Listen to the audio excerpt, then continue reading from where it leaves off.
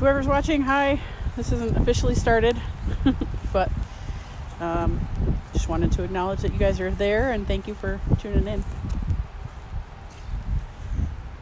All right, it's 3:12 and thank you for joining me for another episode of Trefoil TV. Today I'm going to talk to you guys about tent camping and things that you want to consider when you're doing some camping. So there's different types of tent camping. You can tent out in your backyard, which would look like this. Or you can go out on the trail and tent in the middle of nowhere where you don't have a set up campsite and you have to consider things around you like trees above you, and if you're in a low spot, you also have to consider how much weight you're carrying on your back. Do tent camping at a campground where there's water and electricity and all kinds of really great things that make it a little easier on you. So first I want to talk about tent camping in remote areas and when you're considering weight. So here in my yard I have 3 different types of tents set up, and I'm going to flip the camera around so I can show them to you and talk to you about them. The first is a solo tent. I gotta back up. All right, so this is a solo tent. Okay, it's for one person only, unless you're really small and you can squeeze a couple people in there. But it's just big enough for you and your sleeping bag and a little bit of gear, and it weighs very little. So it's a lot easier to carry something like this when you're backpacking. You can take more of other things if you're carrying less weight with your tent. If you are going to camp in your backyard, or you're going to camp at a campground or someplace that weight isn't really as important, you're going to look at something bigger. This is a 2-person tent, and it is probably a couple pounds heavier than the solo tent. So you're just pulling stuff out of your car and setting up. Weight's not important. It doesn't matter. So you can go for comfort and space. This tent has 2 vestibules, which is basically storage space.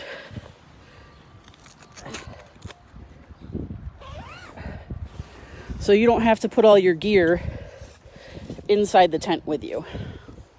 Okay? And this tent over here is a 4-person tent, which also has 2 vestibules and is a lot heavier than either of the other 2 tents. So I definitely would not recommend backpacking with it.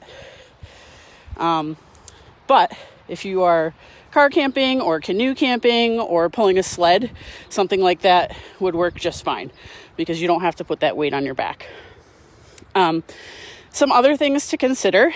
You noticed I unzipped the rain fly, which thankfully it has one because it's raining today. But that rain fly goes all the way to the ground. All 3 of my tents have rain flies that go all the way to the ground. And why that's important is if you have a windy day, like we've had a lot of this year, you don't want rain going in your tent. So if your fly only comes down to about here, that whole side of your tent's getting wet. And if you touch the inside of your tent, if you've ever gone camping,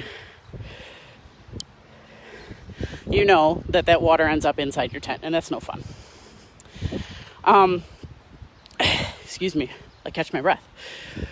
So today, on this lovely rainy day, I set up these tents for you so that you get a little bit of view into the camping world, which is coming up, right? And hopefully, with our lovely quarantine, we will be allowed to go out in the woods sometime soon and do some camping. Hopefully you guys have the opportunity to do that.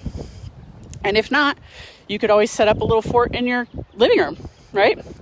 Put some sheets over some furniture and have a good time inside camping. Okay? It doesn't have to be over just because we can't be out there yet. So get into your house and set up a fort. And then when you can go out, you can set up a tent in your yard. Do that. Have a good time. One more thing before I sign off. I did want to talk about leave no trace. So when you are on trails and things like that, you want to make sure that you are staying at places that are designated camping sites.